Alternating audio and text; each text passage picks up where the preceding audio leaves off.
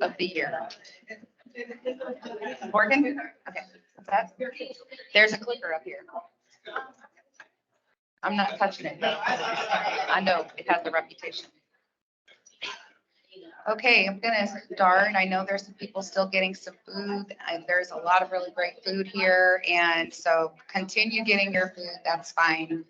But I do want to go ahead and get started this meeting because we've got a lot of people online who've joined, and they're all just kind of waiting with their own snacks at home. So we want to make sure we get started on time. We have a packed agenda. So welcome to the very first annual, or not annual, this is not an annual meeting. This is an every month kind of meeting, but thank you for coming to our first DAC meeting of the year. The District Advisory Committee is a group of volunteer parents and teachers and staff, community people. We all come together to help advise the district on things that we think is really important in our community. And this full room tells me that we've got a lot of really engaged people. And so I'm so excited to see you all tonight. My name is Angie Lyle. I am the current chair for the District Advisory Committee. I'm a parent of 2 seniors at Lincoln College Prep. And then I wanted to just have our current DAC executive board maybe raise your hands so I can see, you guys can see them. This is Omari and Manuel, and we've got Steve, and we've got Christian right up here in the front. We know the door's inside the chest. We might ask the folks online to mute because we can all hear you. Okay, awesome. All right, so we're going to get into some DAC business after the presentations this evening. That's a little bit different than what we've been doing the last couple of years. And we just want to make sure that we engage the parents who are here actually from your school. So if you're here representing a school as a delegate, can you raise your hands for me just so I can get an eyeball on you guys? Okay, welcome. Thank you for coming and representing your school. As a delegate, it's so important to have you here because you're going to be the front line to bring all this information back to your parents. And so we're going to do everything we can to make sure that you have all those tools that you need. We've got this streaming on YouTube. We will be sending out the YouTube link after this meeting is over. All of the presentation slides that you're going to see tonight will also be as a PDF, I believe, to download from the site. But if you have any trouble at all getting materials to your parents at your school, we want to hear about that. So we want to make sure that you're not, hung back because you don't have a printer or whatever. So we want to make sure you're not using all of your personal resources to do this because we've got your back. I think that covers all of the housekeeping stuff. I wanted to bring up, I believe, Dr. Collier, you're first, right? Yay. Dr. Collier is here to give us a presentation. Good evening, everyone. I wasn't really planning to stand here. I was going to kind of move around and use my performance voice. However, there are folks that are online that probably won't be able to hear me. Okay, well, it's okay. I'll just use a clicker and stand here. Okay. Oh, I guess I'm not going to use a clicker. Uh-oh. The clicker tech.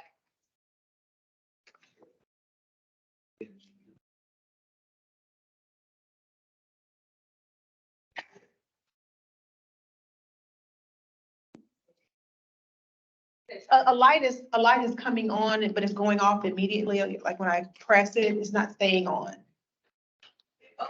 Oh. There you go. Well, that's our agenda for this evening. And I love it. It's in English and Spanish. We are working really hard this year to be a lot more inclusive and mindful of all the folks in our community. And we realize we have a number of different languages represented. However, one of our largest populations of students are Spanish-speaking families. And so we are trying to be a lot more intentional about making sure we're communicating out in various languages so that all of our stakeholders are aware of what's going on in the school system. We want all families to feel a part of our school system, to be informed, and to also be comfortable giving us feedback and helping us make decisions.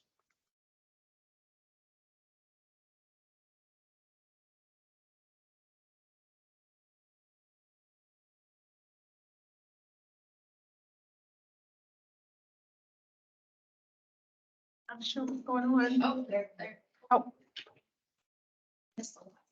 Okay, so we are tonight at our DAC meeting, and I think it's important for us to just remember the importance of this collaborative relationship. I'm just so glad to see this room filled with employees, but also with parents. Our parents and our caregivers are the first teachers for our students. And so you'll hear later on this evening, one of our priorities this school year is families and parents and caregivers. It is really important to us that we do a much better job in this system of hearing our parents, making space for them at the decision-making table, and ensuring that their voices are heard as they advocate for the children that we serve. We know that we can't do this work alone. It's not for us to make decisions, all the decisions about how we serve children. We know that parents and families can help us in this process. And so I'm really excited about, as we move forward, the ways in which we'll engage our families and bring you to the table. And so thank you once again for being here this evening. And thank you to our staff members who are working hard to include our families and to also bring them into the school community and into the activities that we're doing as a school system. I should probably start clicking early because maybe by the time I finish the statement, it'll move. Yeah, this is not working well. Okay, so our theme this year, and you may have heard it, is Dare to Believe. And we chose that theme very specifically. We were just really excited earlier this year about regaining our full accreditation. We were so proud of that. It just really felt like a heavy load had been lifted after all of those years.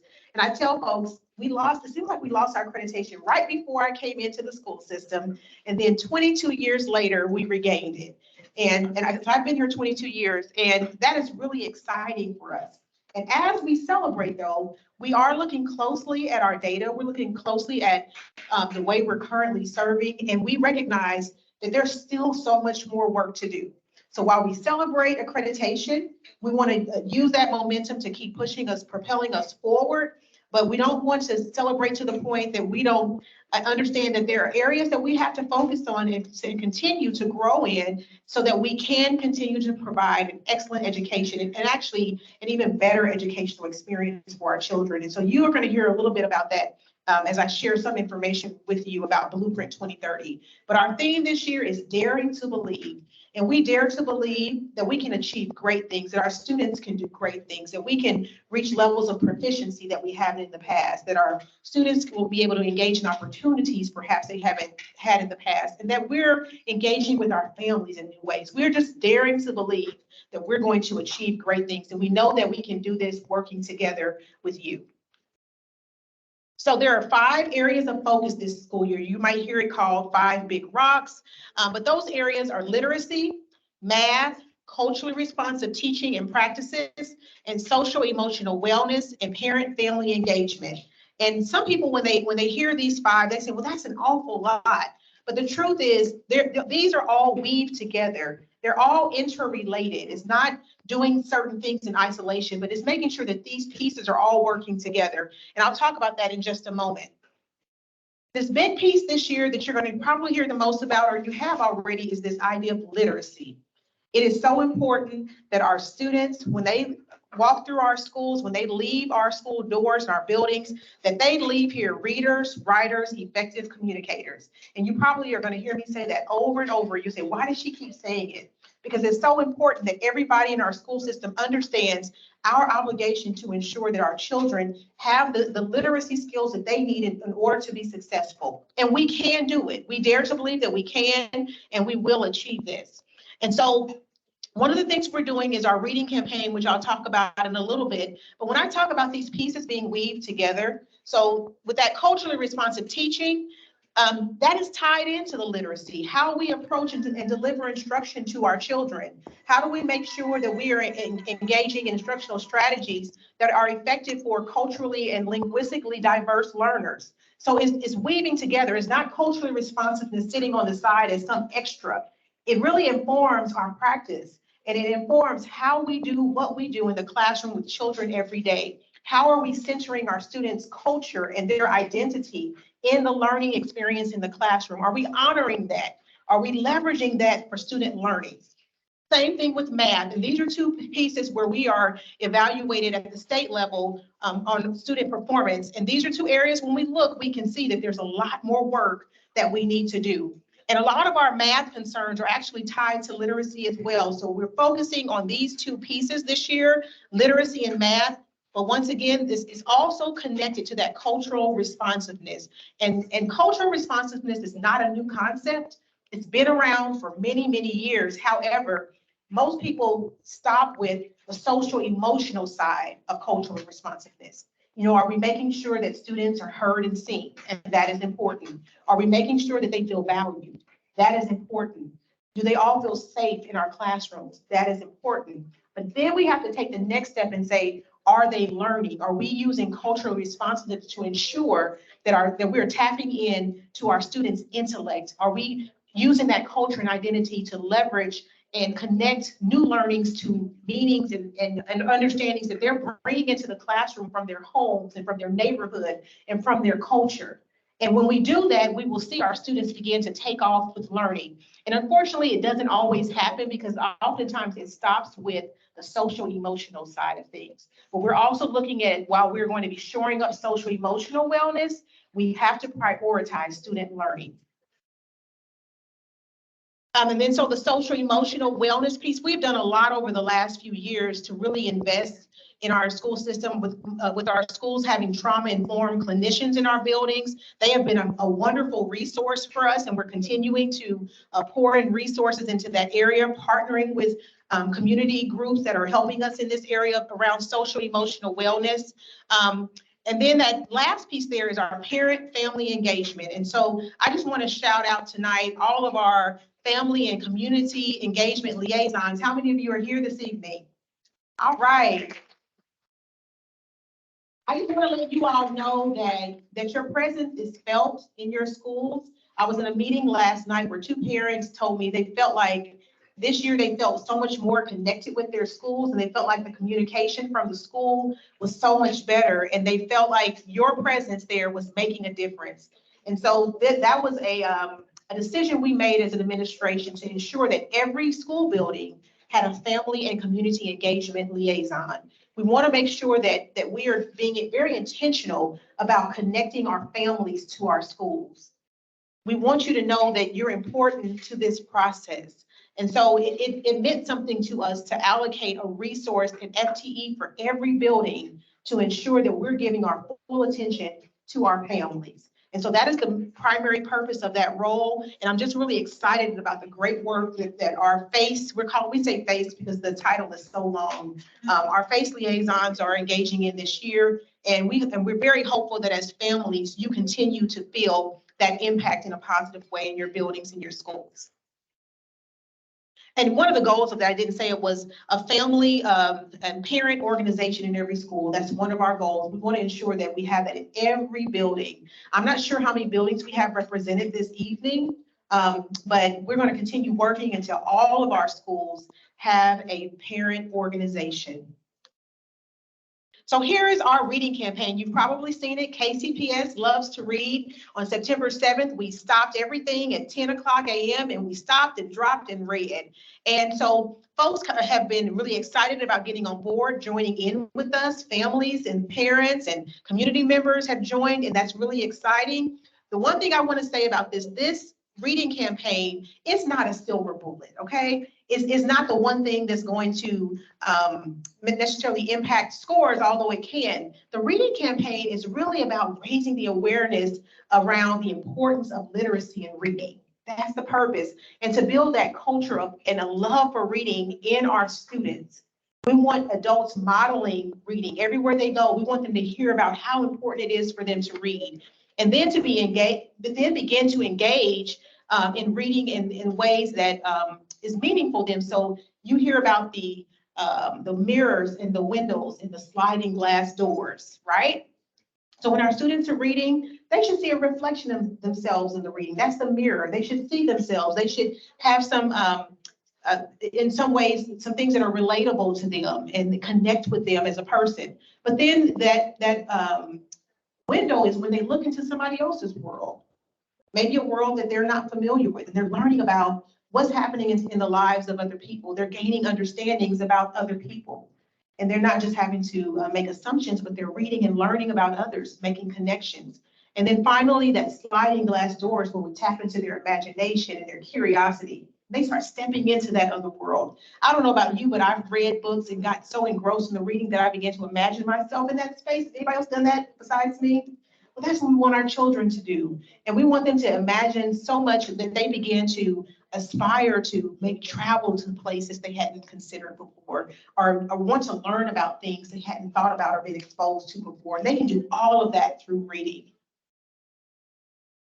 And a byproduct of that will be that there will be increases in student achievement, but it's so much more than just increases in achievement. We want the experience our students to have to be one that is rich, where they're exposed to so much. And once again, they're developing that love of reading.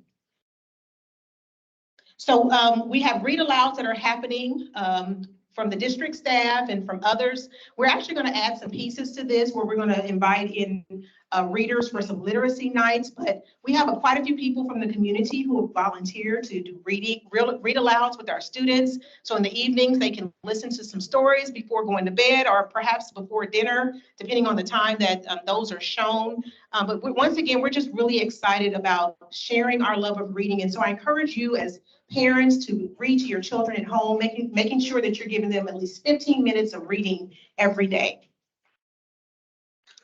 Then we're engaging in this culturally responsive book study. And I talked about this earlier. This is not something that we expect for people to read one chapter and know exactly what to do. This year is like our foundational year. It's our year of learning. We're all learning together. And we're assuming that no one's an expert in this. It's okay. It's going to be a safe space for us to ask questions, for us to explore, and for us to develop some common understandings and definitions around culturally responsive teaching and practices. And so we felt like it was so important that we didn't want this just to fall on the schools. Like, this is not just the burden of the school. Everybody in our school system will be a part of this book study at every level. And so as you can see, we have PD outlined for campuses on schools. We also have it outlined for central office. So everyone in this building who serves here will be a part of the book study.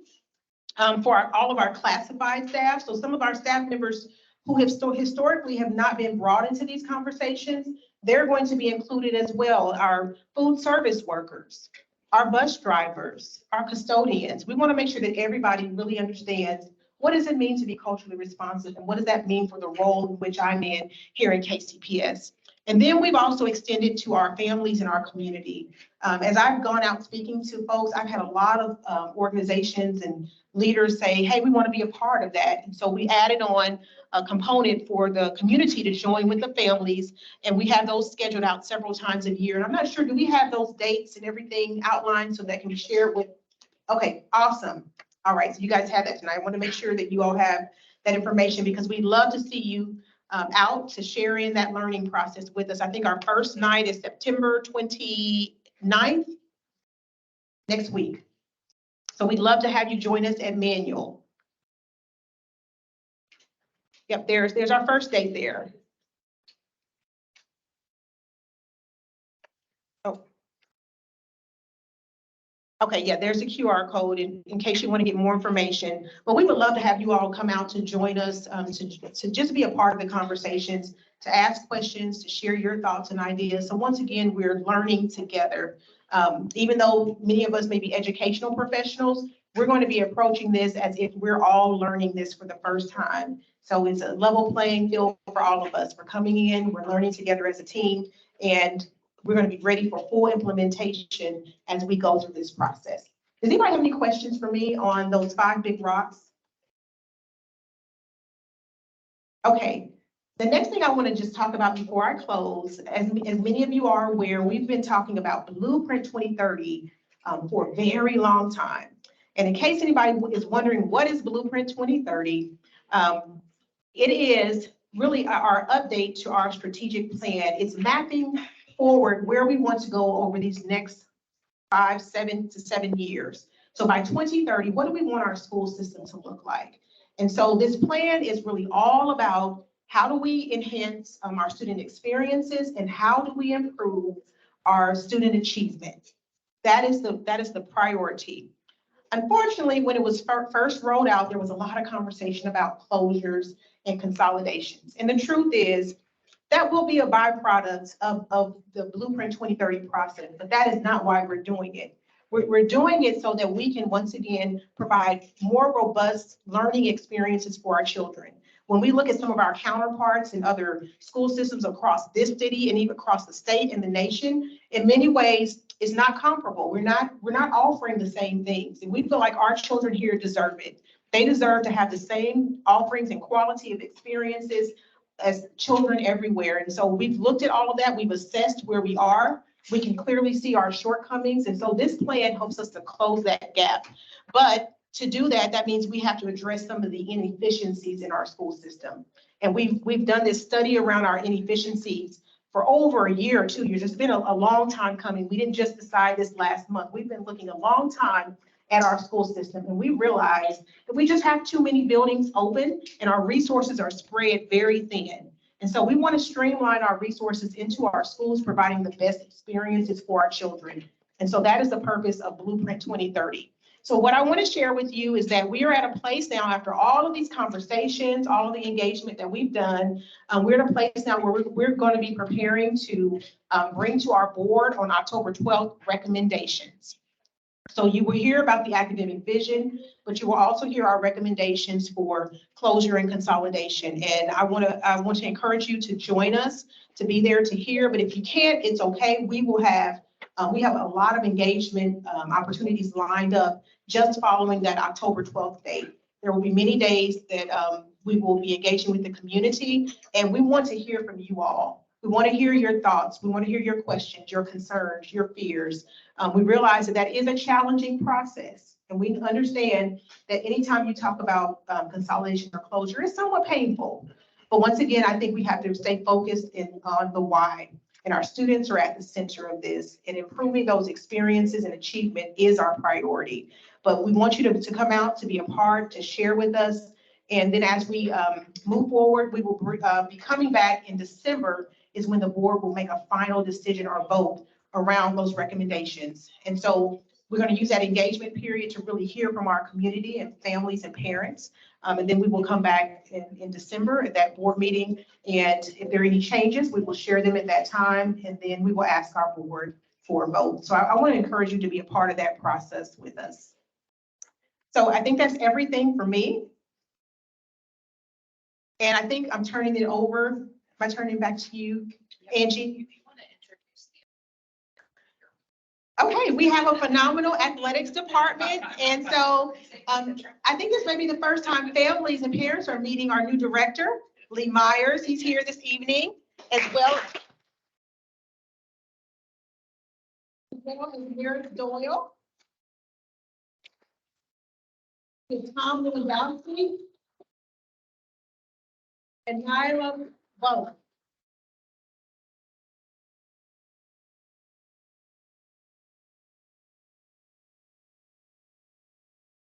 Yeah, we'll see. Good evening, everybody. As I was just introduced, my name is Lee Myers, and I'm very happy to be here at KCPS Public Schools and your new athletic director. This is my first DAC meeting, so I'm happy to do some presentations for you. Before we get started, just a little bit, we're each going to kind of give a little bit of some of our initiatives that we're involved with here at the beginning of the year. We're going to hit on not only high school initiatives, but also elementary initiatives as well. Some of you might not know at this point in time, but the athletic department is taking over the PE curriculum. So we're heavily involved in working with PE curriculum and getting our elementaries more involved also with athletics. But those are pieces that they'll speak to.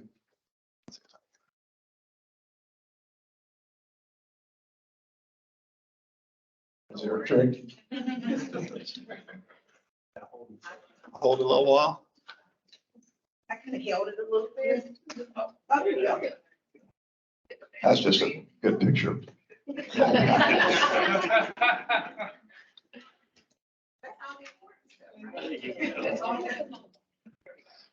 This slide, if you want to take a moment, if you snap a pic or I don't know if this slide deck is going to be sent to everybody, but this has everybody's information on it. If you ever need to get in touch with us, please feel free to.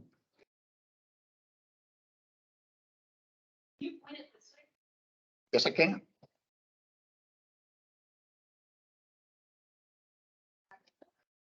There we go. It's good. We got it. Okay, that sounds even better. Oh, yes, we do. Can we go back one?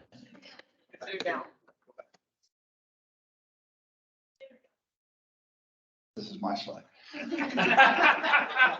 Okay, just some initiatives that we wanted to discuss. Didn't want to talk about necessarily our daily operation because there is a basket full of things that we have to do every single day for all of our schools and all of our athletic departments and all of our sports teams. But what I wanted to talk about was bringing some initiatives that really fall under the umbrella of accountability, in my opinion. And I don't mean that from the standpoint of trying to get anybody. I mean this from the standpoint of trying to have our coaches learn to get better, have everybody learn to get better. One of those things that we're going to start with are evaluations. We are going to require evaluations of all our coaching staff. Our side ADs will evaluate the head coaches, assistant coaches. Of course, we will do the side ADs, and then we get evaluated by our bosses as well. So it's a process to learn, a process to try and reflect, to get better. But part of that process, however, will be some initiatives that we're trying to bring along. One is inventory. What I found is we're not sure exactly what we have, and we needed to know what we have from all our departments, from all our, again, different sports that we have. What kind of equipment is there? What are the needs? What things are we good with? Because we get orders coming in and sometimes we think, we should have that. Where did it go? What happened to it? And we think with this process, we're going to be able to really hone in. And so we've already started this process with an inventory, and we're going to have a post inventory of every single sport, every single season. We know what went out. Did you get it back? Part of that process also, again, goes into the evaluation piece, because a coach, that's going to be part of their evaluation. Did you do the inventory? Well, if you didn't do the inventory, then number one, it's a problem. But number two, are you trying to tell us, which will be a question in the process, are you coming back or are you not coming back? That's going to allow us to develop a system and a list so that we can now do a better job incorporating our teaching openings with coaching openings. Because we think we need to hire our coaches sooner. We need to hire them in the spring for the following year of the openings that we have. Because a lot of times, if we wait too long, now all of a sudden we're not getting teachers. Not that outside, coaches aren't good and everything else, but I just feel like teachers walking the halls can do a much better job recruiting their kids than somebody having to come from their job. Again, not to say that there's anything wrong with it, because we have some very good coaches that coach outside from the district that aren't certified. But I want to make sure that we are trying to do our very best to get as many certified teachers as coaches as we possibly can. So that's one piece where it overlaps. I kind of talked about ordering. I want to get a better timeline on ordering, meaning I want to get ahead of the system. I feel like we've been playing catch up a lot, and I want to try and not play catch up. Here's a perfect example. If you've watched the news at all, you know that helmets have been a shortage nationwide. Okay, no different than in our district. We did a pretty good job. We were able to solve any issues that we had, but I want to get ahead of that. Rydell's equipment person just got in touch and said, listen, you don't order helmets and shoulder pads in October, you're not going to have them. That's not something I don't think that we've been able to do in the past that we're going to have to do, because I do not want to get in a situation next year where we have kids on the sideline because they didn't have a helmet to wear. So that's another initiative that we are taking. And a lot of these things go hand in hand with one another when it comes down to that, again, accountability umbrella. Another piece, we've been we've been in some conversation with the Positive Coaching Alliance. It's something that Steve Burton brought to us a little while ago. We still need to have some more conversations with some more departments, run it up the ladder, but I just wanted to bring that to your attention because what we're looking for is a program, whether it's this program or another one, that brings into some character building, some professional development for our coaches, even some programs that go out to the parents as well. So it's just something we're looking into. I think I'm talking too long, so I'm going to move it along. Thank you very much.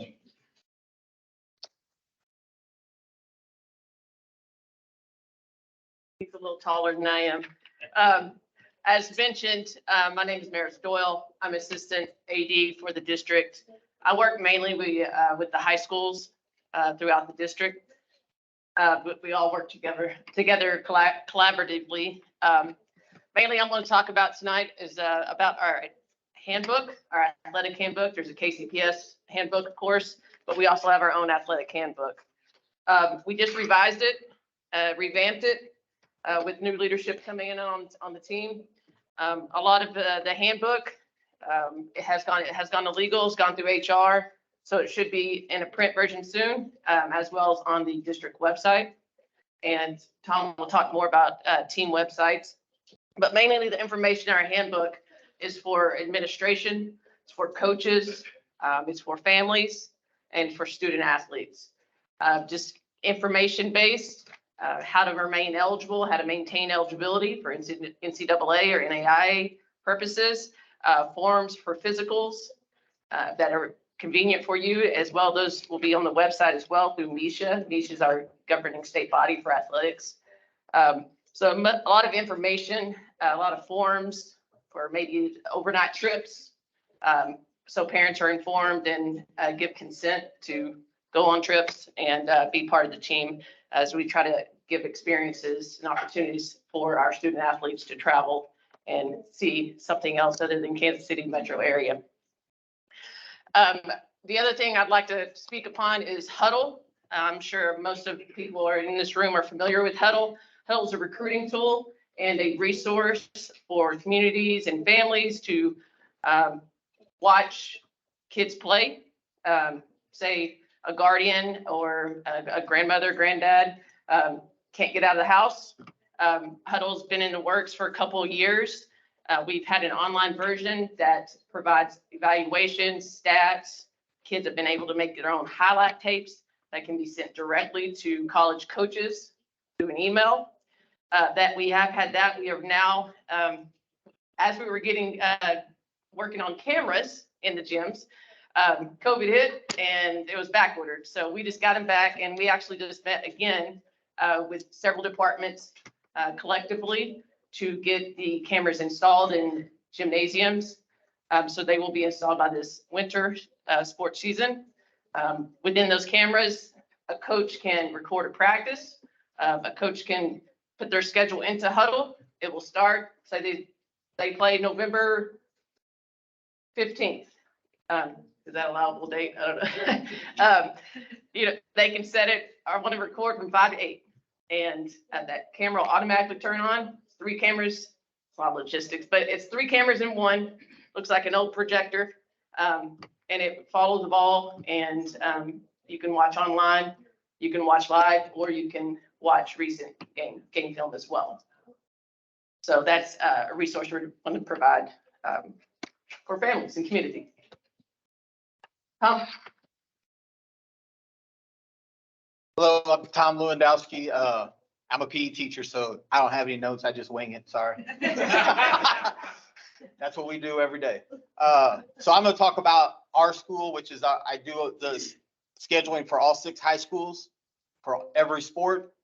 So what we use is our school. It's a computerized system that when I go in and put in a game, say my team is playing Ms. Bullock's team, we're both in our conference. I put our game down as a conference, and it populates both of our schedules at the same time instead of doing double the work. So it makes things a lot simpler, helps us keep things more organized.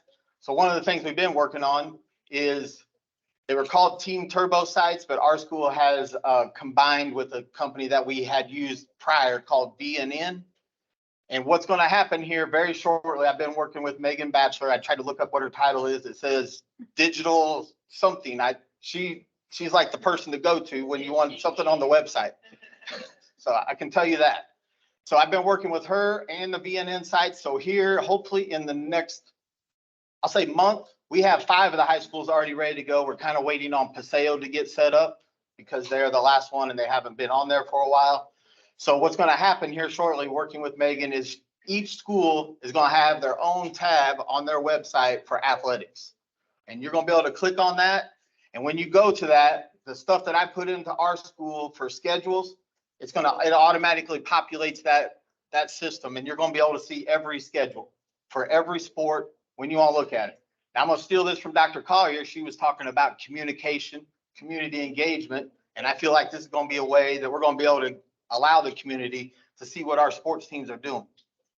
And, Meredith already talked about some of the stuff that's in the handbook, physicals, travel forms, things like that. The schools are going to be able to put that on there. They're going to be able to put Twitter accounts, any happenings at the school that's going to be going on. So any information that's going to happen at the school is going to be on this site. It's going to be a one-click stop. Hopefully, we're going to have one that's on the main district website where you click on it, then I'll have all the schools. You can click on the one you want. Or if you want to go to Central High School and click on theirs, then it'll be there. It's a lot of information I'm throwing at you. So here's what we've been doing. We've been working on the high schools. And when we get that taken care of, and hopefully here in the next month or two, the goal is to then move and do this for the middle schools. So then the middle schools, all their athletic schedules, information will be out there. It's going to be a whole new world. I mean, I feel like it's like a college website, and a lot of other big time high schools and stuff have this. So we're trying to work towards that.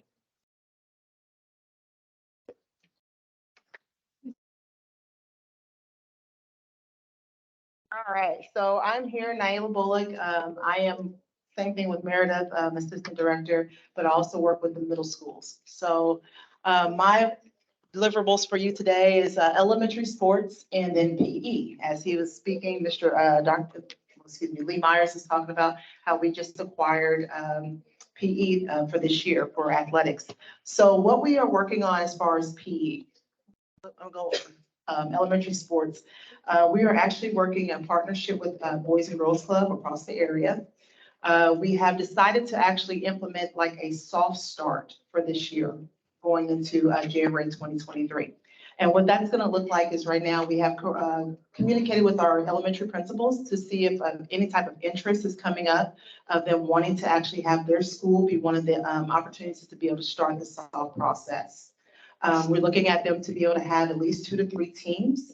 And with those teams, we would like the desire to have at least a parent or a faculty or someone being able to coach those teams. How it actually will go will be all the games will be operated out of the Boys and Girls Clubs. So the 2 locations are on the 24th Street or 24th and Askew, if I'm correct, and then the 43rd Street locations. And those games will actually occur on Saturdays. Okay, so it's at the discretion of each school that will be able to host what time they're going to practice for those kiddos. And with that, like I said, we're going to start in January with that, and we're going to start with basketball first. Okay, our initial goal will actually, I know she's smiling, I love it, right? So our initial goal is actually to start with a smaller school or small numbers, just to kind of see how we're going to go pilot it out. And then for the next year, select a couple of more schools to go into full effect. Okay, and full effect is what the sports that Boys and Girls Club currently have within their league. They will oversee the whole process of it, from managing it to making sure that the kids are have the uniforms for the games. Usually the schools can provide that, but with the Boys and Girls Club, they have the wingspan to be able to help with that part. We have already sent out emails to the principals to, like I said, gain interest. And so right now we have 2 schools that are interested, but we're going to close that date off on October the 5th. So we can start getting them into us meeting with alongside with the Boys and Girls Club, as well as ourselves at their SAC meeting, can kind of get interest again, talking to the parents, telling them this is what's happening, letting the Boys and Girls Club speak a little bit about it. So we're not just jumping right in on January. They can start getting practices going. It's going to be a great thing. Let's see here. And then with Spark PE. So Spark PE, well, PE, we are now working as far as realigning or reorganizing our PE curriculum. Okay, we wanted to be able to have a robust opportunity for a great experience for our kiddos. And with that, we wanted to be able to go from K through 12 experience. Okay, right now we're kind of choppy as far as in our curriculum. So it's, you know, we're working with this organization, and then this organization. So we have come across a really good program, and you can look it up yourselves as well. It's called Spark, S-P-A-R-K, PE. And then that way you're have a kind of exposure, understanding what that's going to look like for your children as they're experiencing that in their day-to-day activities with the PE class. We've been talking with the representatives. We've been engaging on what that's going to look like from us on a financial standpoint, as well as just what type of activities and programs, and aligning it with the standards from the state of Missouri, and how those kiddos will be aligned with the PE teachers. So PE going to be something really cool. Okay. And then with that as well, with the PE, we are currently opening an opportunity for PE teachers to be able to attend Most Shape Conference, which will be held in Tientera. So we are wanting our teachers to continue to have amazing opportunities for PD experiences. And so that's just something that we're just updating and keep it moving forward with. So, yes, ma'am. Question from online, Yes. and there are two. What are the elementary sports that are offered at the Boys and Girls Club? And when will we know what schools will pilot basketball in January? Great question. So for the first one, with the elementary sports offered at the Boys and Girls Club, they will be starting out in January basketball, but then they also have volleyball. They also have track and field and flag football. And they're also working on softball and baseball as well. And then the second question was, when would you know what schools are going to be selected? So we will know after October the 5th. We've already, like I said, had 2 come in. We were going to cut it off at that point, but we stated that date out there, so we're going to give everybody the opportunity to do so. We don't want to turn anybody away. You know, I think it's really cool to be able to see that principals are very engaged in wanting to start the process. So we're just going to wait till after October the 5th, and then we'll push that information out to you. Keep going. I love One it. more. Yes. Is Spark PE for elementary? Spark B is actually K through 12. Yes, ma'am.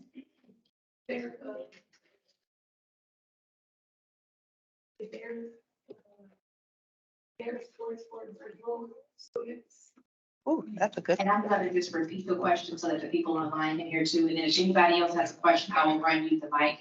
And the question was, are sports available for our virtual academy students as well? That is a great question, and yes, it will be.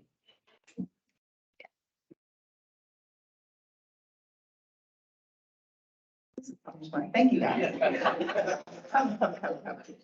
actually have a question for the director. Are the kids gonna start getting rewarding, like, are there gonna be banquets held? Last year, there was nothing done for the kids, no rewards, no sports last year.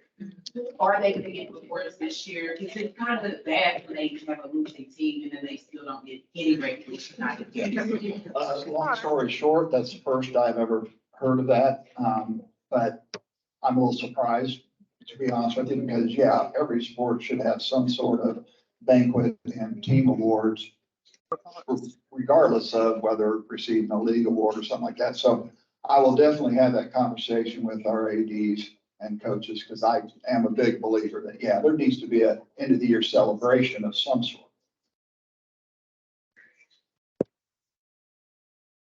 Back in the back. For athletes that go to school, can we have a half schedule, or do we have to be there the whole day? Oh, you sneaky one, you. You need to go the full day. I know. You tried. It's okay. This is your senior year, right? That's senioritis. That's it right there. We're gonna work on that. Oh, well, seniors can be half day. Ooh. There's a requirement. There's a requirement, yeah. So, I can look it up for you for sure. yeah, which, yeah, because.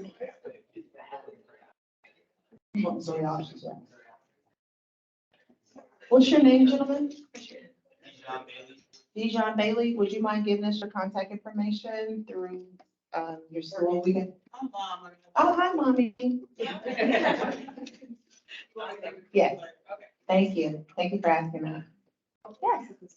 Yeah, I was wondering in regards to, I was just wondering, I thought that was great information that the main coach gave in regards to the I guess kind of like when you're doing something with the videoing and what have you for the schools, will they have like a profile or something for the athletes that are on the individual teams? And then like a block of time, I guess, for their special moments that they do great on the games, that kind of thing? The short answer is yes. Each individual school will have an opportunity to expand this site as much as they want. I mean, you can put up videos, you can put pictures, rosters, schedules, scores, the whole gamut. It's really up to the individual school of this, how broad they want to make it. Thank you. And there are no more. And there's also currently the Mr. Blair with Lincoln College Preparatory Academy. He actually helps us with our newsletter, our IL newsletter. So right now, there's a digital platform as well with the newsletter that shares out and highlights all of our sports, even including players of the week. So they do have access to that, and you can gather that from the school or actually on our KCPS district website. You're welcome.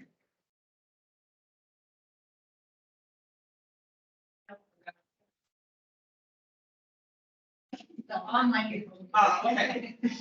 I get emails from like his coaches or whatever when he's athlete of the week, and I was wondering how I had access to without finding out a couple of days or a week later that he was athlete of the week. So you said go to KCPS. So with our newsletter, that should be posted on our KCPS website, our IL newsletter. Say it one more time, so I can. How often is the newsletter put out? On a weekly basis, on Tuesdays. Thank you to the athletics team. If there are no questions, we're going to keep the agenda moving. Thank you very much.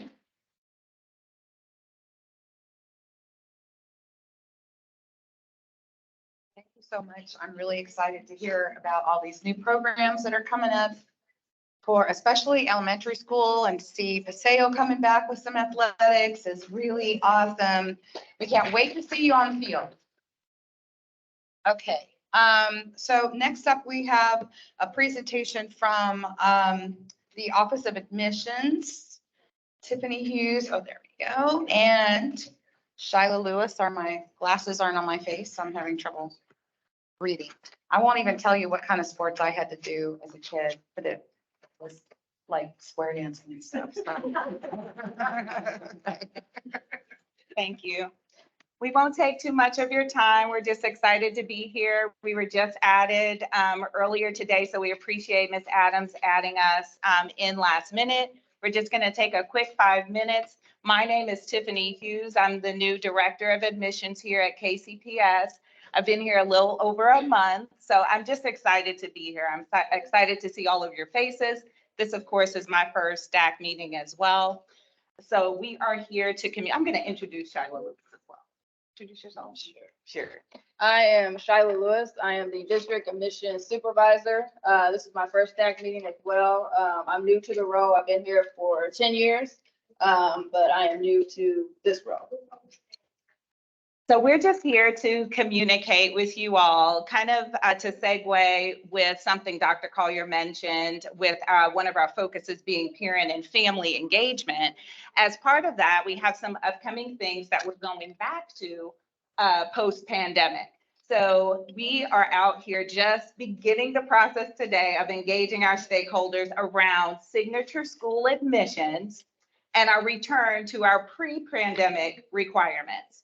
So no, not changes, but we're going back to some things that we began to waive after the pandemic.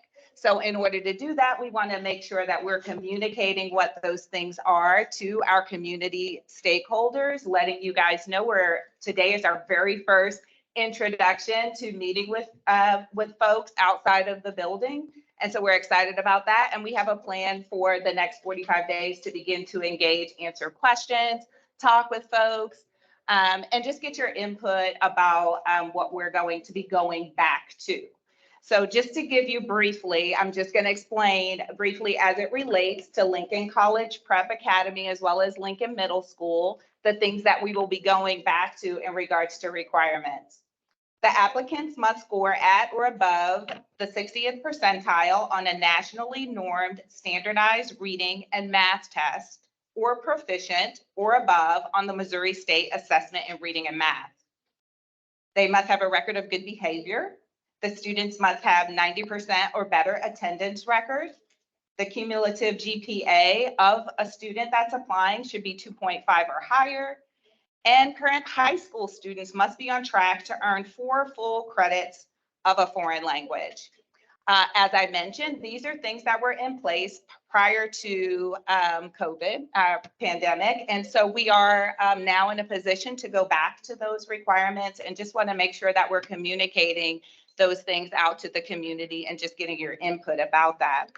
One change is that we are offering the same, we are requiring testing, obviously, as I mentioned. One of the tests that we are adding that will be permitted is the MAP test, which is the Missouri Assessment Program. A student would need a proficient in math and reading to be eligible for Lincoln College Prep as well as Lincoln Middle. That is all I have to share. If you guys have any questions at all, we will answer them the best way that we can. I also want to let you know, you can always connect with us via the admissions email. It's admissions@kcpublicschools.org.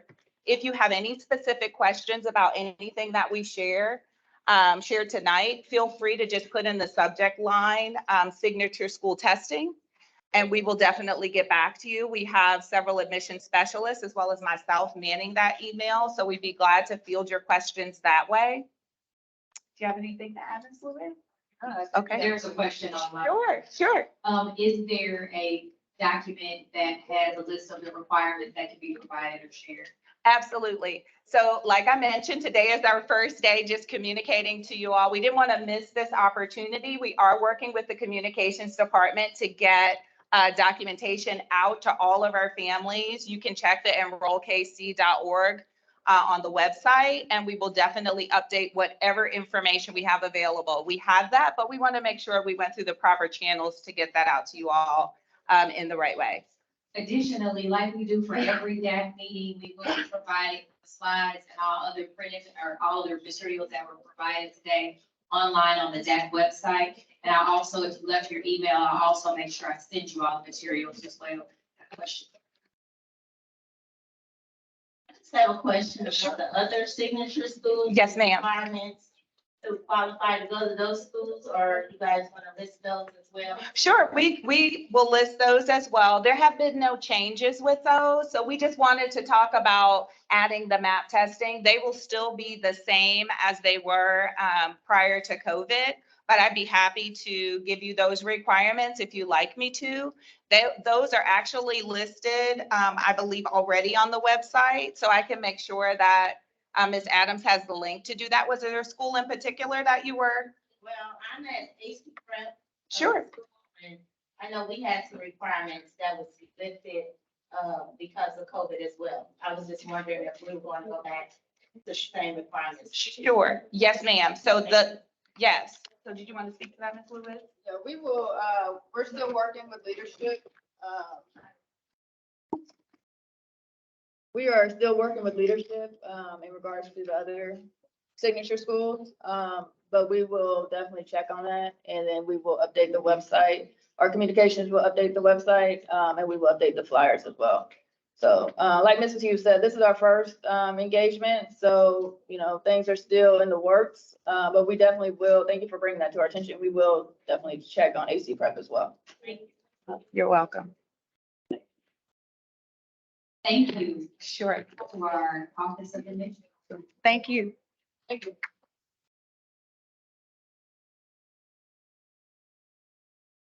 Excellent. Okay, well, we're moving right along. We're going to have Ms. Jennifer Wolfsey come up. She's our school board representative tonight. We're going to try to have a school board rep at every single one of our DAC meetings, so more reasons to come.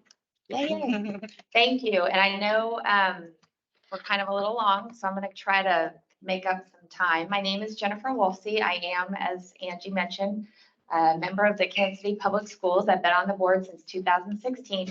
And as I always like to say, I am a proud alumni of the DAC. I want to first start off with repeating what the relationship and why I have such an affinity towards this organization, this relationship between the DAC and the school board and even the administration. So for the school board and the administration, the district advisory committee is supposed to be made up of representatives of all schools so that you can bring to the district advisory committee things going on at your school that we need to raise up to the administration and to the board. And you are to be the voice of parents and students and the community to both the board and the administration. So that's the essential role that the district advisory committee plays. So I always like to start with that.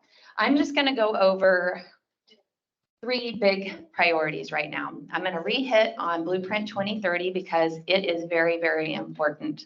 And so putting those dates back out into your mind, October 12th is when the administration will bring forth to the board the recommendations around Blueprint 2030. And then there will be the time between October 12th and I believe it is the December board vote, December 14th, because we only have one board meeting in December.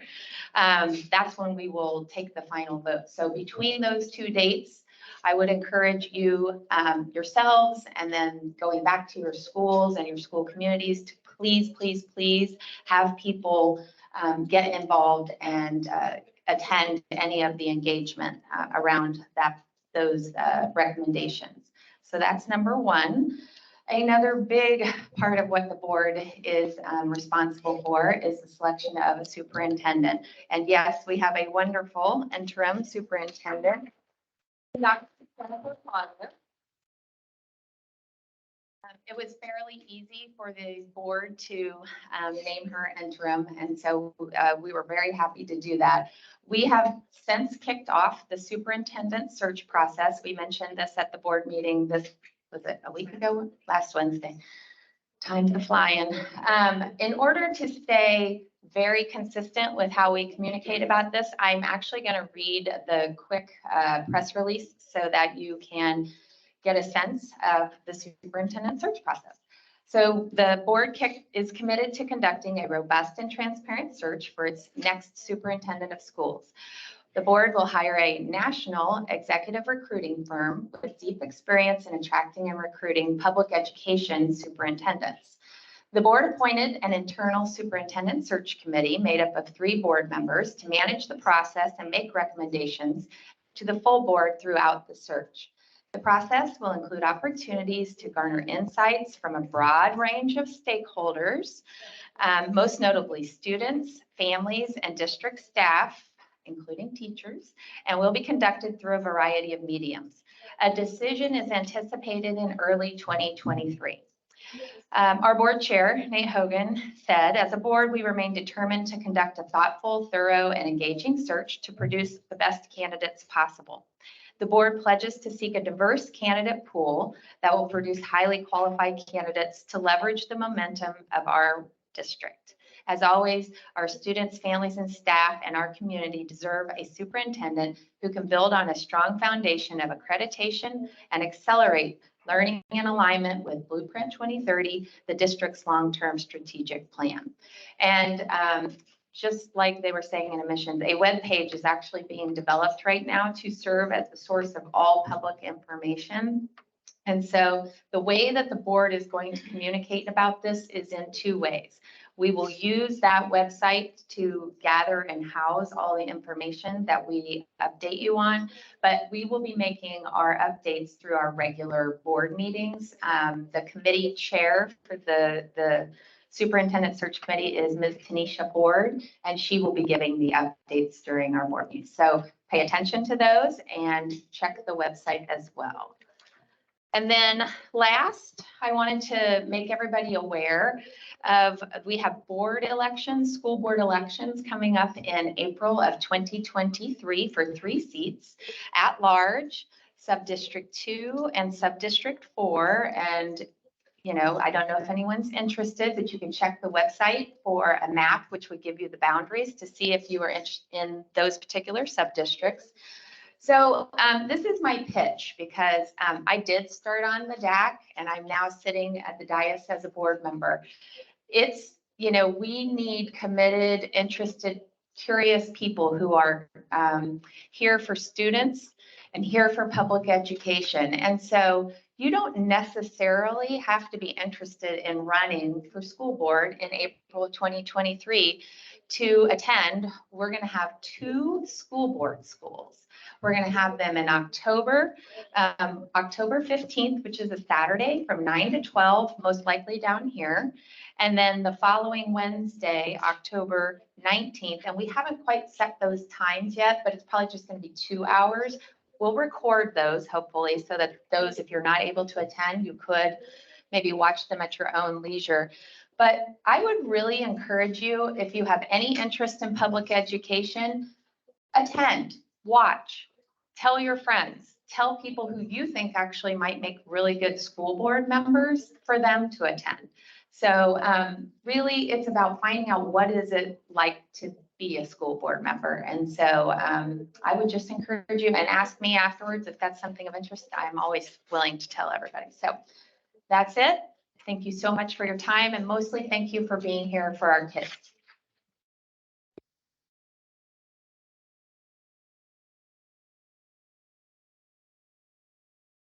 Excellent. Thank you so much for all of these really wonderful presentations. I feel like we got a lot of information crammed into an hour. Is everybody pretty happy with the presentations that we had? We want to know more from you, what you want to hear from us. So we definitely want you to tell us, like, if there's things that you want to learn more about the district, let us know.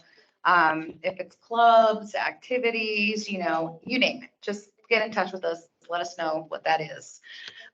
We are going to be moving into more of a kind of like a work session. This is like for the delegates who are here, for the liaisons who are here.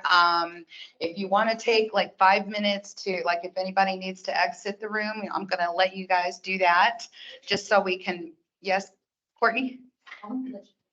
Oh, I'm sorry. I just saw you waving and I was like, hey.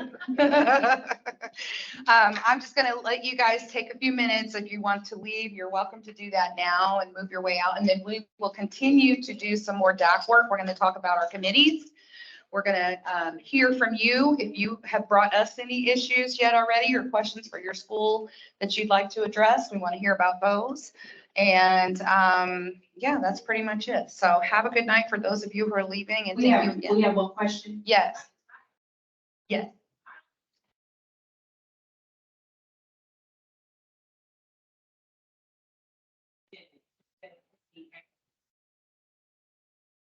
That's a really good question. Yeah, I think the board could, they probably have a rule that they need to follow. Well, number one, I don't disagree with you. I understand your point of view. And I know that Dr. Collier has made it very clear she is interested in the position. So I think that the board feels an obligation for the schools, the students and the teachers to make sure that we are going through a fully vetted process of which the current superintendent absolutely can participate, and I think will participate. Don't want to speak on her behalf, but that yes, I understand your point of view completely. Thank you for saying it. I appreciate it. Any other questions before we go? Okay, so I'm gonna just say it one more time for the people online, for the people in person. We're asking all delegates, school representatives, that aren't necessarily staff, and our family members, if you can stick around for a while and get into a little DAC business, we would love to have you. If this is your departure time, thank you so much for coming out and joining us. And please, if you did not sign in at the sign-in sheet, please do that as well. And make sure we have all your contact information. Yes. Thank you. Make sure that we have your email address in the chat as well, so that we can send you the presentation slides. I didn't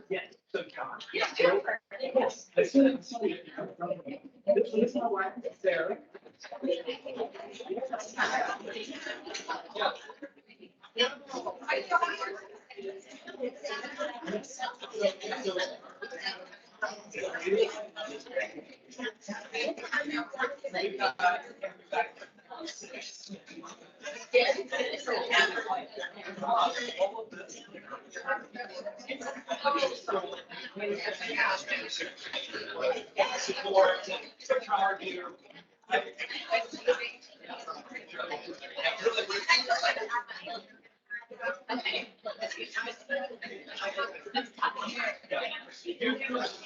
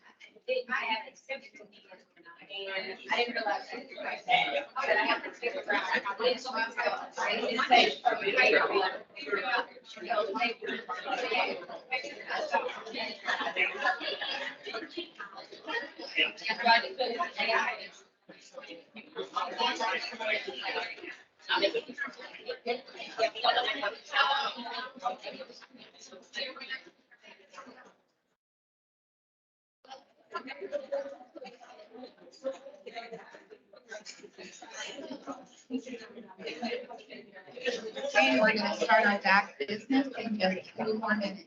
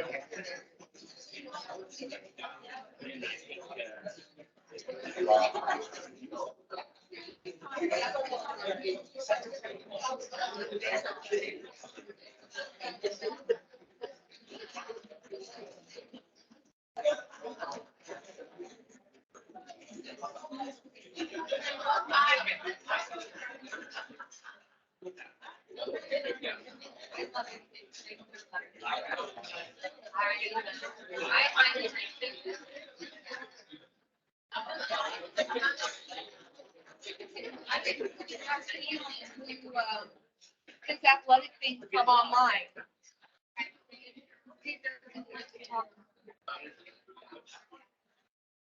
All right, we are going to get started on our DAC business. So I'd like to ask you to take a seat.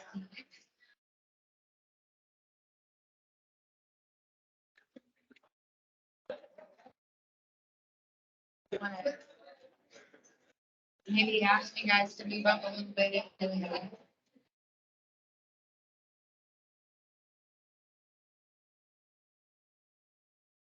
I'm talking to everybody. We're gonna sit down and get into business. The DAC business. What the DAC really is here for.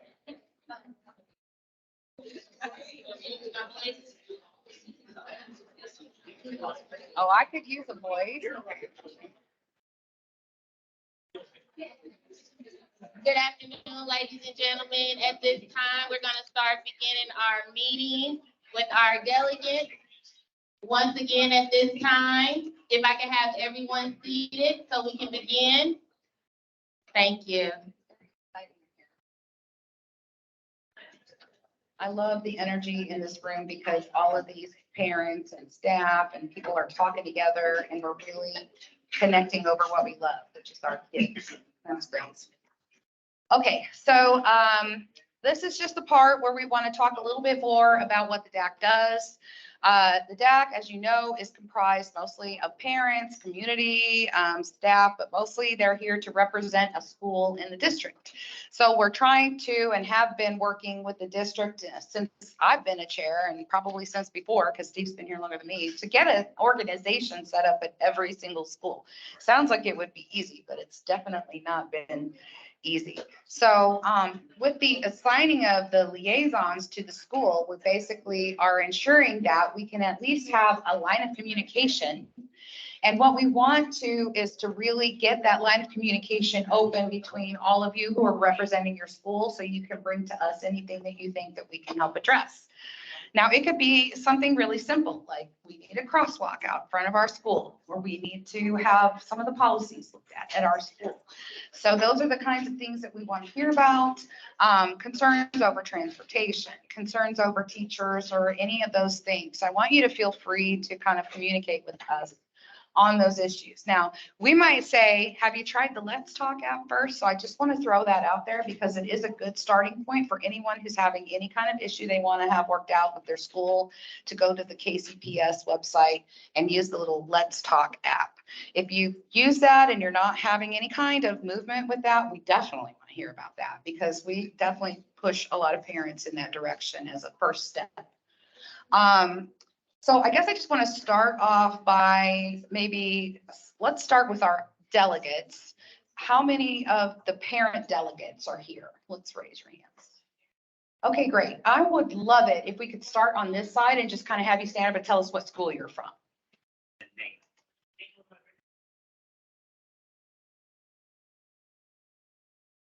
That we have other parents that we need more security. We think that the security is great, but we think that you have like an actual security guard at both entries. I see a lot more safer. Right now, we're seeing a lot of stuff going on. Yes, We're seeing a lot of from stuff online. going on, and we believe security is one of the biggest things we need to have, especially right now. I think that security is like, at least have like, hopefully like round the clock. Be pretty cool what the kids are in school and just keep them more safe. That'll be something to look forward to for that. Okay, great. And that's James. James, Okay, James Elementary. I'm going to ask him, yeah, there you are. Yes? Okay.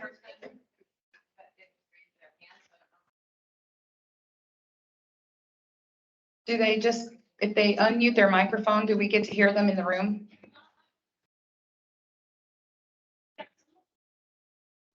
We're gonna try it.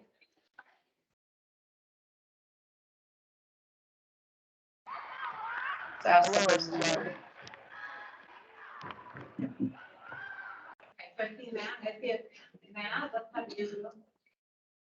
Matt, can you ask your question now? Yes, ma'am. I didn't hear you. Say that again. Matt, if you can ask the question, we can hear you. Oh, no, I was just speaking. I thought everybody was asking if we were unmuted. I couldn't hear you. I'm sorry. I'm at this volleyball game.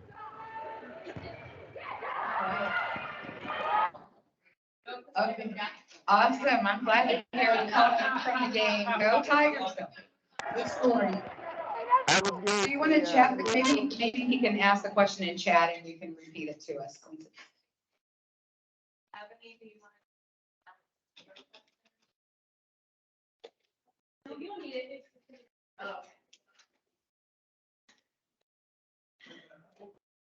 Who did you ask? Ebony? Ebony online. If you want to unmute, you can ask your question. She a delegate. I wasn't asking a question, but I just want to let you know that I am here to represent.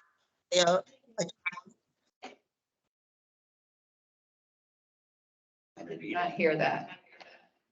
All right.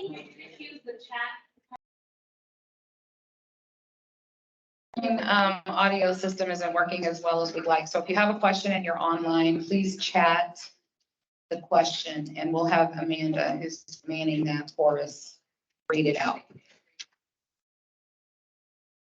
Yeah, you need their name and school. Well, we still want to, I just wanted to start with maybe some introductions at first. So let's get that question from her. We got you, and then we had some parents right here. You want to stand up? Yeah, let's stand up and hear from you. We just, oh, you haven't finished? Oh, I'm so sorry. This is the first time we've done this, so bear with me. We also have some concerns too, when the children are leaving the school, there's a two-way street from the school. We like to have homes like separate the street, but if kids won't cross the street, to go to their, to their parents, we want to have only one row coming in and staying that way, so the kids won't have to go to their street and get to their vehicle. It's a little dangerous because some cars come in and it's a little dangerous. Yeah. If you really want to have only one row where they can just come in and out, they have to be patient, the parents, obviously, but I'd rather be patient and have to wait than be sorry something can happen. Yeah. Or something. I'd rather would have that, because I've seen that plenty of times with kids are crossing. Yeah. And my last one is that, the food. With some kids that I've, talking about my daughter, she says that the kids are kind of getting a little sick. They're not getting really good, nutrition from the food they're getting, not a lot of veggies. The food that they have, it's okay, but it's not, I should say, like, nutrition for them to eat. I'd like to see more vegetables if we can, less sugars, that would be great. And something for them to actually get, pumped up, Yeah, I hear you. Okay. That's it, thank you. Those are good and very valid concerns. We really definitely appreciate it. And I want to make sure that you've given your email address to Courtney in the back there. Make sure she knows how to get a hold of you so we can communicate with you more on this to see if we can get something done. Okay. It'll require some research, but we're good at that as parents. So. Okay, more parents. I want to hear you. Yes. Welcome. Hi, I'm Ernestine Key. I'm a delegate with Lakeland College Prep Middle School. That's great. Welcome. And a fairly new parent organization too at LCPA Middle. So thank you so much for stepping into that role. We appreciate that. I am Bob Rhodes. I'm with Holiday Montessori. Excellent. Holiday. Okay.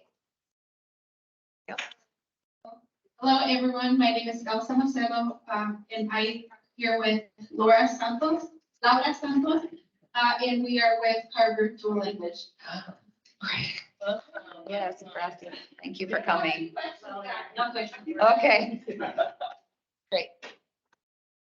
Parents, yeah, we'll pass the microphone around. Let's hear some. I love hearing about these schools.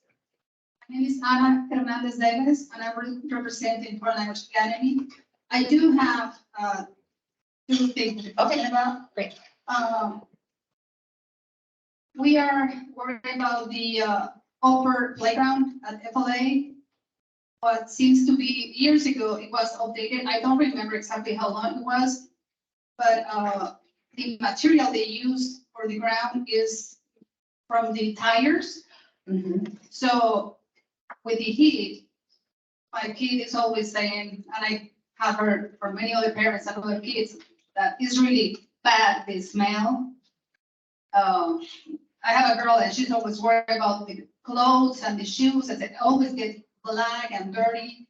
Well, it's not really, I mean, it wouldn't be that important, but the smell, and I don't know if it has, I'm from Mexico, and having that close to your house is not very, It's like the smell of hot rubber. yeah, I mean, so anyways, I don't know if we could kind of. Now you said it was an upper playground? Yes, I said the upper playground. All right. I know that there are building maintenance funds that might, that we can probably help you track down, so. Okay, thank you. And the second comment is about the lighting in the lower parking lot. Since we have been having PTO meetings, I can see when we leave at 8 or 7 p.m., it's dark already and it's gonna get darker. And we have very bad light. That can definitely be improved. Like that. For sure. Okay. We're gonna make a note of that and get your contact. But we have FLA folks on our DAC, so we're good. Okay. Hello. Hello, I'm LaShawn McKinney. I represent Go Bears. Yeah, Bears. Ask some of my friends who have kids in this district, some of their concerns. Communication about the buses is huge. I spent 20 minutes one morning trying to communicate with the school and the bus transportation hub. That was a nightmare. And if I was working, there's no way I would have had time to do that. So there needs to be some type of communication, better communication, and we get it.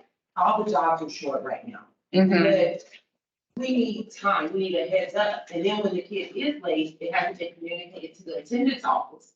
So now your kid is getting a tardy that you have to call and find out. Yeah. It's a lack of communication that really needs to be addressed. And then their lack of a school dress code for the high school team. Okay. We do not need to see midriffs. We do not need to see the bottom of butt cheeks. When are we gonna re-implement a dress code? Like, it's a little bad for the, it's distracting.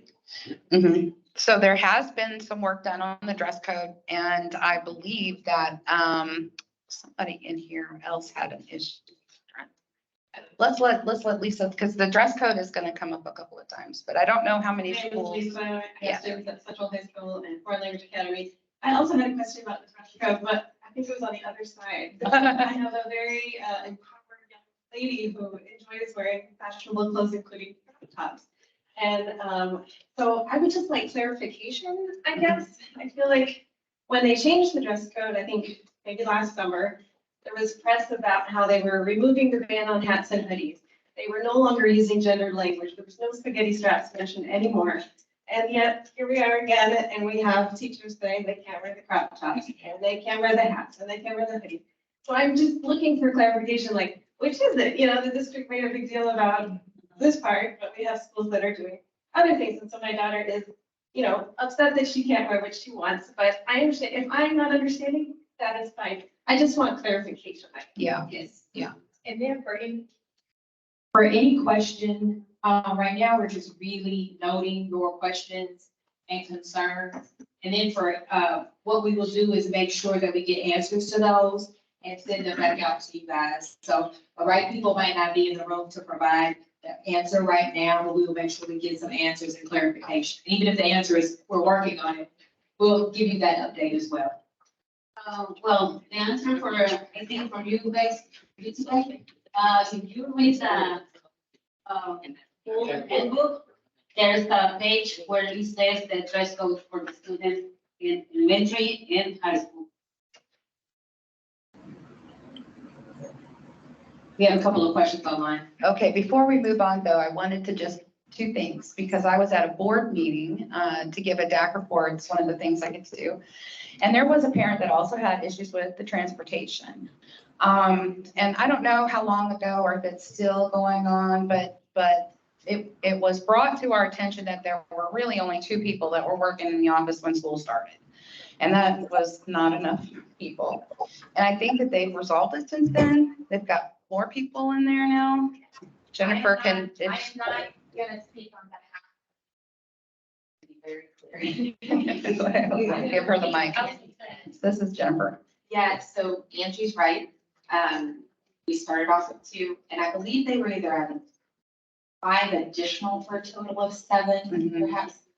But I don't know that they're all hired yet. And that's the part that I can't, you'll have to take as an action item, I think, to figure out. Yeah, definitely. If you've had a recent problem with transportation, for sure we want to hear. I work here at admissions, and I know that they are hiring.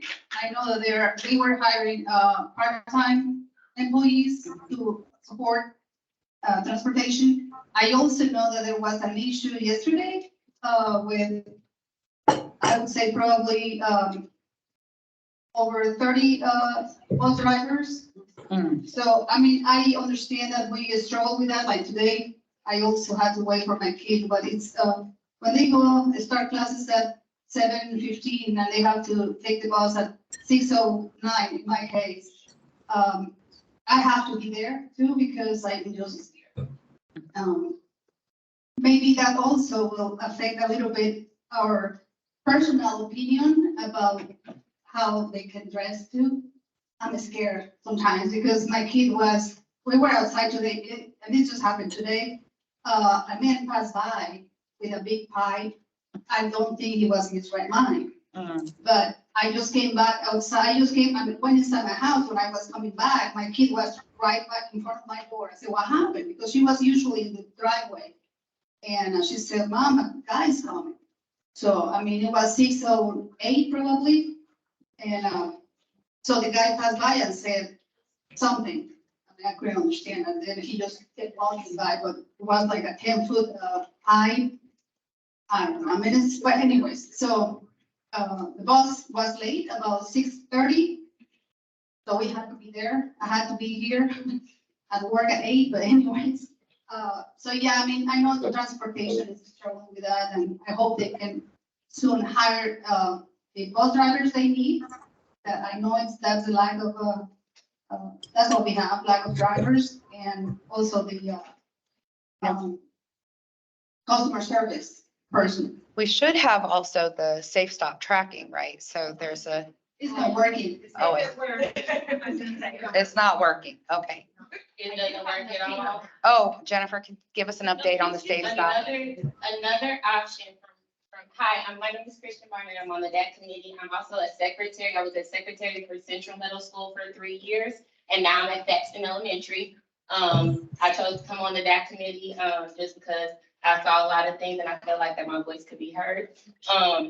When it comes to transportation, because I'm the secretary that you guys are calling because you can't get in contact with transportation. And you're yelling at me, and I promise you it's not my fault. There's a couple, you guys are safe schools. Another thing is just to make sure your numbers are updated in Infinite Campus. By doing such, the Department of Transportation should be sending you guys text messages in the morning. So that's one of the things. Please check Infinite Campus. Please make sure that you guys have your correct numbers on there so that you can get those notifications. Because unfortunately, we as secretaries, we don't have we can't send it out at 6 o'clock in the morning because we're not there. So we would definitely send those notifications. So between making sure your number is up to date, checking safe schools, and also there is a number when you call transportation. There's an option. It says if your student has missed their bus or if the student is late, they might not answer, but I promise you, if you continue to call, they will come and pick your student up, and your secretary has been educated that when they come in, make sure your students know to tell the secretaries, I'm late because I missed my bus. Most of the time when we have younger kids or kids who are afraid to speak, we don't know those situations. So if they don't tell us, hey, Ms. Barnett, I'm late because I missed my bus, then I don't know how, I can't speak and check him out. I'm gonna do that, he's late. We definitely have an excused absence policy for transportation. So if your student is late and if they are communicating with us correctly, then it should change. And what you can look on Infinite Campus for in your parent portal is you can check and it'll say a B, a green B, which is for bus, and that is considered an excused absence. So until we will definitely know with the communications, but until then, hopefully some of those tips will help. And if you have any questions, like I said, feel free to contact your secretaries and they'll be able to tell you what the issues are as well. But at 8 o'clock in the morning, we might not answer. All right, we have someone back here in the back, the red jacket. Oh, Ernest, okay. Go ahead and tell us what school you're with. My name is Nancy Williams, and I'm with Lincoln. And I just, it's a high school, school. I just wanted to also ask the question about letters. I've got children going to 2 different schools. There's letters that have gone out indicating certain teachers that are not certified. And so I'm just wondering, how is the district notifying, or is the district notifying parents of what classes are being taught by uncertified instructors? That is a good question. You want to answer it today? Ms. Wolfsey. Ms. Wolfsey can answer. This is the benefit of having our board person here.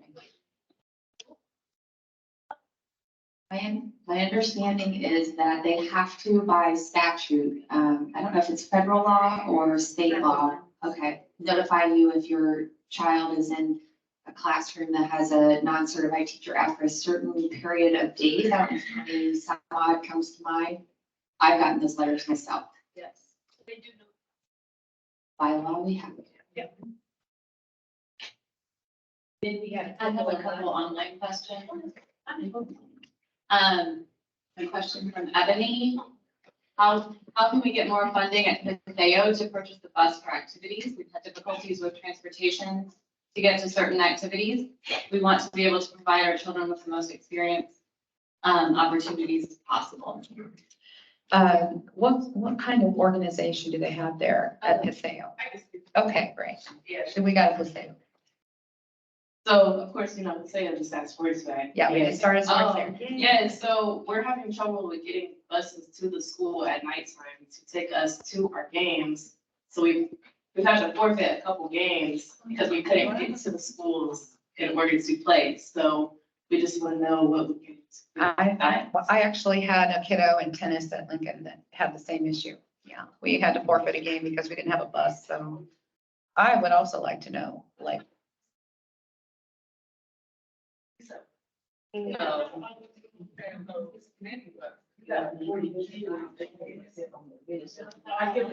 It's been my experience, each team has to pretty much arrange their own bus. So it might be just a question of like getting started and let's put that question out to Lee, can we? Since he was here, we'll ask the athletic director, like, what can we do to streamline it? I have one other online question, Yes. and that is, how would my school, Banneker Elementary, go about adding a speed bump to a street that our kids cross during parent pickup? That is a good, hey, Omari's here, and Omari is our 6th district, is it? Youth Council, yes. And Omari is also on our DAC and represents which school? Yeah, okay, he's gonna come talk. Yeah, that's the city. So I believe it was that fifth district. Okay.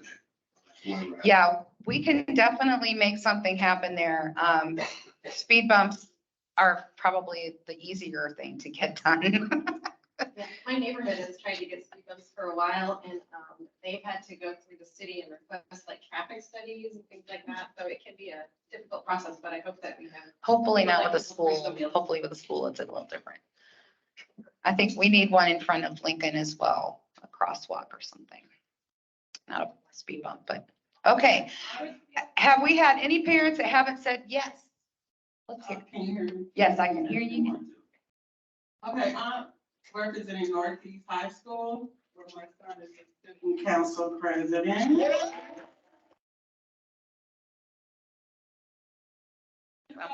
Looks like Ivy. He's got his head down. When I do stuff like that. I have several questions and I made a slideshow, so if the IT will go ahead and run. I was like, what? Best meeting ever. But today, I don't have any questions or concerns today. Thank you so much for being here, though, and it's really exciting to see so many schools represented. Did I miss any parents? Did I miss any parent delegates online? We'd love to hear what schools are online. Amanda had a list. We had Banneker, we had But Paseo. we do have a parent here. Yes, welcome.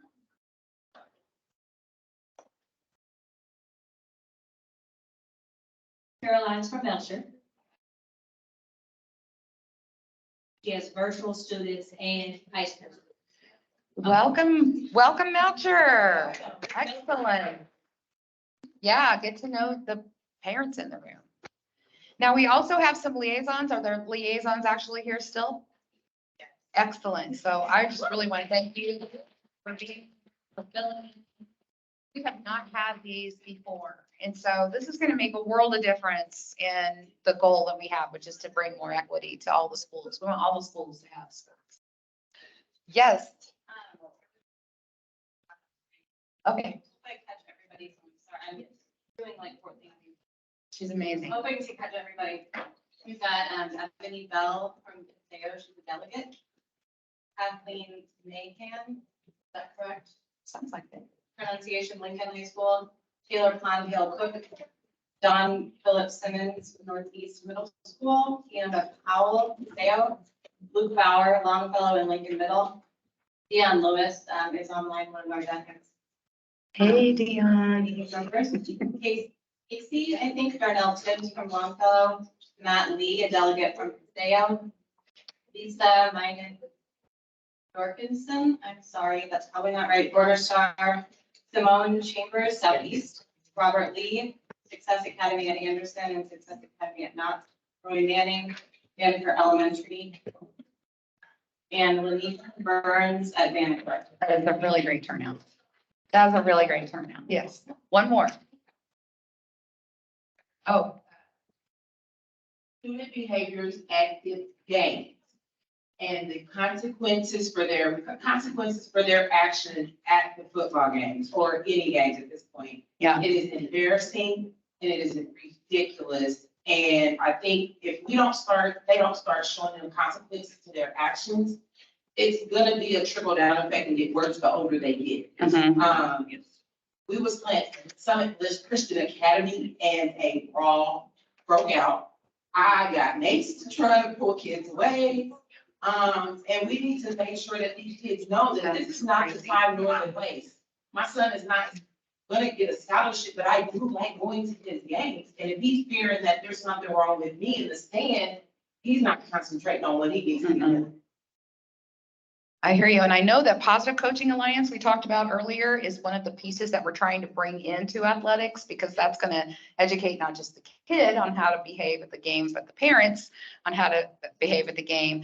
And then we've also got our student conduct, which should cover what's happening at the games. And I know that they just really crack down on who can come to our home games. So you have to make sure you've got a student ID. You have to belong to either the school that you're there to see play or the opposing team. And if you're from a completely different school, you have to have an adult with you. So they have made those changes, I know, just this year. So I think that will probably help. But we definitely want to hear about more, like, you know, if that's not working, we need to know about that. So I just kind of want to launch into a little bit of the committees. Like we've talked about committees.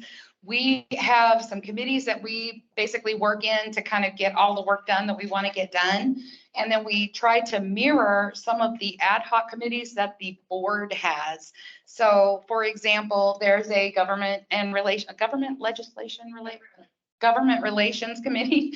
And that is a bunch of the board and some, I know Dr. Collier's been on that call. We get the person who's lobbying for us down at Jeff City. And we talk about things that are affecting us at the state level as well as city issues. And one of the things that I wanted to bring up real quick before we leave is this city issue that has been brought to our attention. If you didn't pick one of these up at the table, this is a letter that we've been asked to support. It was brought to us by KC Tenants. I have an extra copy if you want it. Bring that.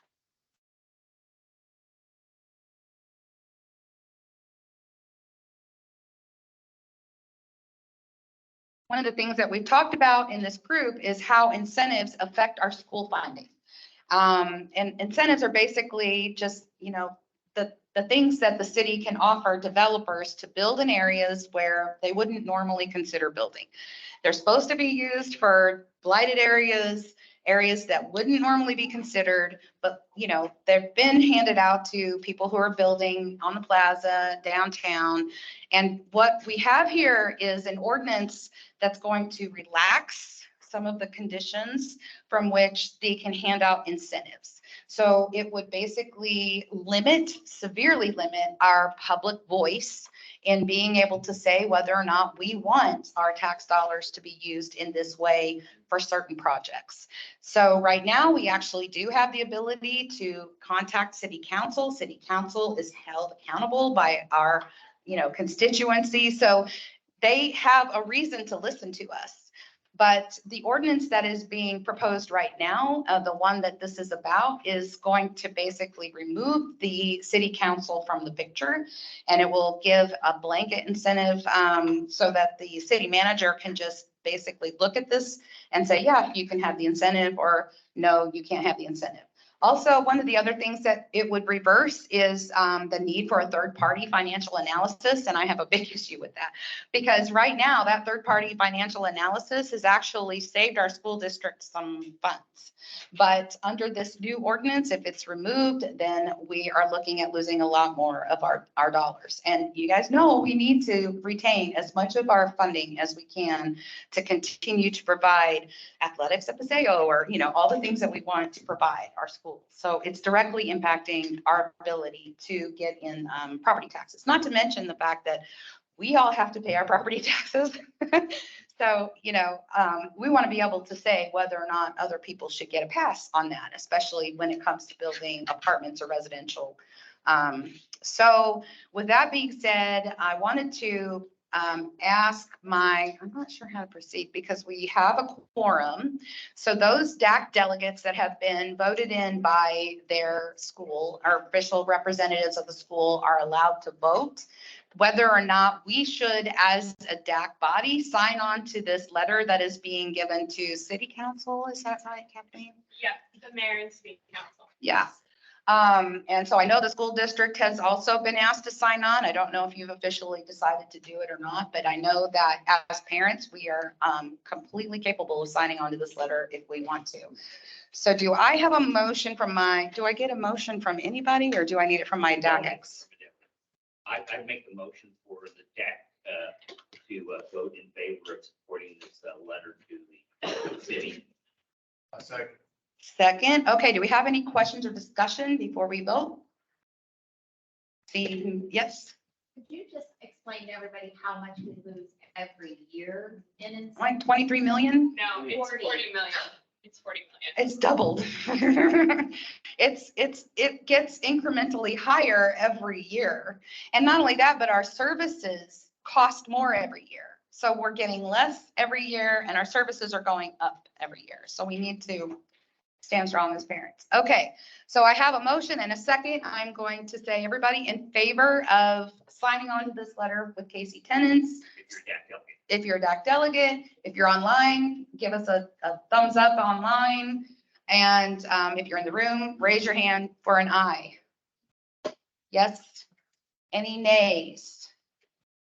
The ayes have it. We will be signing on to the letter, KC Tenants. And I am happy to talk to anybody about incentives. I wish I didn't know what I know about incentives, but I've learned a lot ever since I was a Border Star parent. The school district also has a website about tax incentives and how much money that we lose, as well as some other pieces. It's just, if you go to the main website and you drop down, it's tax incentives on the KCPS website. And everybody, this is Kathleen. She actually goes to city council and gives the testimony at City Hall. And I'm just saying, it's not an easy job. I really, really admire you for that. She does a great job. Other committees that we have a communications committee. We just recently had a meeting. One of the goals of our little communications committee is to bring online a newsletter from the DAC. We haven't had a newsletter from the DAC. I don't know how long it's been, maybe forever. So we're going to bring out a newsletter. So we'd love to know what you want to see in a newsletter from us. We also want to highlight schools, activities, programs, things you're really proud about from your school. We want to put that in our DAC. So we want all the parents to hear about all the schools and things that are happening there. And if you have a student you're really proud of, we want to hear about it. So let's get that going. We're working on, what else did we say we were working on? Well, we're doing the website. So we're also going to work with communications person who does the KCPS website. So if you're interested in helping us to make the website better, this is the committee for you, communications committee. And then there's an ad hoc committee at the board that the board does also for communications. And so that's a completely separate meeting. And we also get to get on those calls and hear what the board is doing for community outreach and that sort of thing. Yeah, all the committees are open, whether you're a delegate or not. You can serve on a committee and, help us put stuff together. That's great. We have the athletics committee. Well, Steve is on that. Dion's online, and I'm going to ask Dion if he wants to say anything since he's online, but he might also be at a game since he coaches. Yeah, Stevie wants to talk about athletics committee. Can you hear me? Am I missing a committee? Oh, we have a bylaws ad hoc task force that Ms. Christian is leading to rewrite our bylaws. What? Oh, yes, equity inclusion. Okay, Dr. Davis isn't here, but he runs those committee meetings. And they are the ones that go through the work of or recently did a lot of work with writing, revising code of conduct, looking through the code of conduct to see what equitable practices we can kind of work on from that perspective. I think Lisa's on that committee with also with the, it's been around for a while. So, and did you? I'm just curious in terms of ad hoc or temporary committees. It sounds like transportation bubbled up for a number of schools and a number of parents, not just the bus issue, which is a whole thing, but also crossing guards and safety and limiting. So I'm wondering if that would be an ad hoc committee. Like a safety and transportation committee? I like that idea. That's a good idea. Okay, I'm all for it. Christian said she'd lead it. We have a new committee. It was born tonight. It's for transportation and safety. Okay, and then we can work on that. So you need to be on that committee. That's your committee, sir. Okay, I think we got all the committees and we did our DAC business. What's that? How do you sign up for committees? Just come talk to me. Come talk to any of us to be on a committee. We actually have a QR code somewhere where you can do a parent engagement form and fill it out. And in the notes, I think you can say, I want to join a committee, but I'm Do we not want sure. to give out our DAC Gmail? Yes, we have a new email address. That's another big step forward for us this year. Email us and let us know. if you're It's interested or not. DAC@kcpublicschools.org. Yeah, we're really excited. We're moving up. We've got a Teams account that we're not sure how to use, but we'll figure it out. And that's one of the things that we really want to do is to create a platform that, like, when I leave, I want to be able to just hand that off to another parent and it's not this struggle. Right now, we've got digital files everywhere. So we're really trying to do the work to clean that up. Do we have any new business we want to bring up that we haven't talked about? Yes, ma'am. I have a concern. Yes. So I help with enrollment.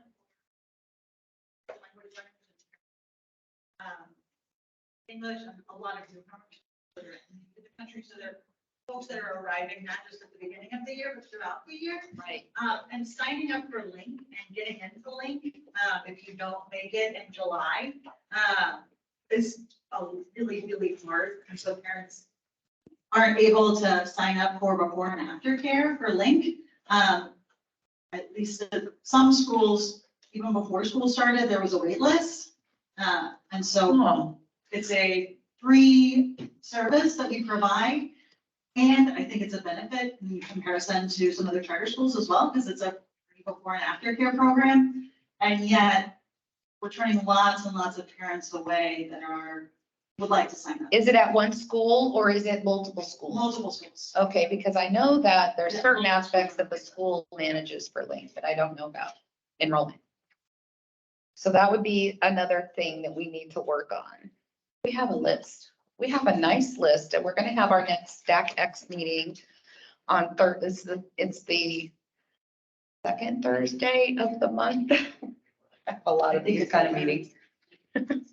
Yeah. So But- I kind of want to piggyback off what she, I don't know your name. No worries, you came in. So, me being Hispanic and, having to, a lot of times be the interpreter or translator for a lot of families, there is a lack of knowledge on how to use technology. And, a lot of it is the language barrier.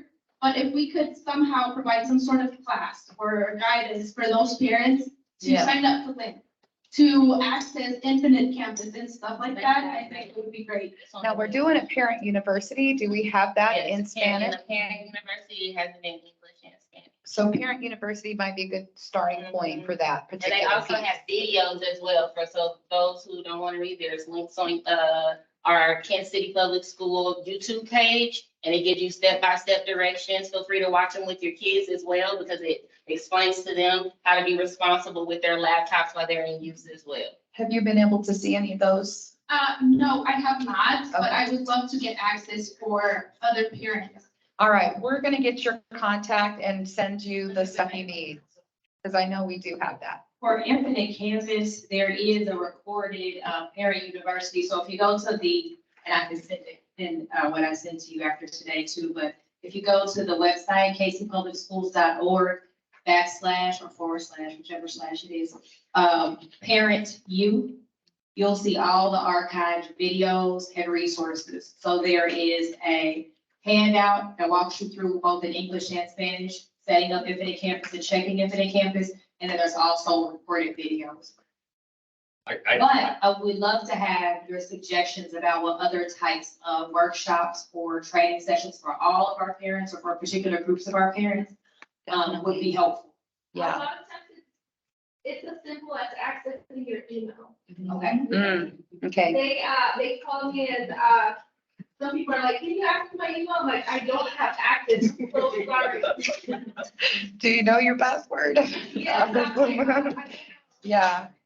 So I think one of the things that a lot of people, especially if you're talking about Hispanic community or foreign language learning people, that they are going to struggle with just watching their non-English speaking residents and parents are going to struggle with technology and watching videos online is just one part. And that maybe, but a lot of people are not good learners from video, but in-person classes, which, you know, you wouldn't have to have very many, but just have it, everybody know that this is the day you're going to have a training to learn you how to access your email, how to do these different things. I agree. And you know, even quarterly, you know, one each quarter. So I wouldn't want to just leave it as we're going to expect you to go online and watch videos and try and learn it that way. I think that's a good idea. I think it could be something like this, where we have those parents here, we have that, some sort of presentation for them. And a couple, or maybe like 5 people coming around the room, and just, you know, clarify any questions that they may have. That's excellent idea. And we're actually working to plan a couple of special meetings like that. We want to actually go to other schools. We as a DAC would love to go to other schools and maybe visit your schools. So let's talk about that, because I think that would be a good reason to get your parents together to talk about technology. Okay, well, I know the kids are ready to go. I'm ready. We're handing off all the pizza. Take it all. Do we have any other questions before we go? If not, I'm going to call this meeting adjourned. Thank you so much.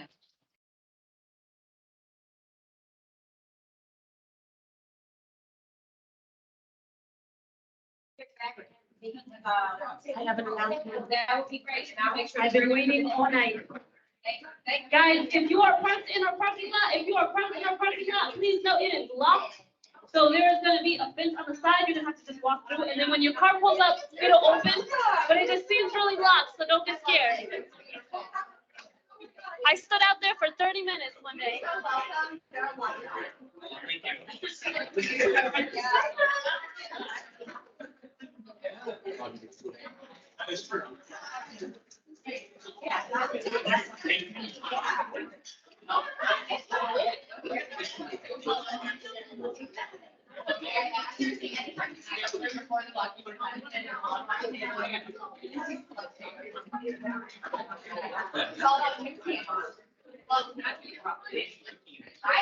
Thank you again so much. I'm traveling next week for work. When I get back, I would love to get coffee and talk.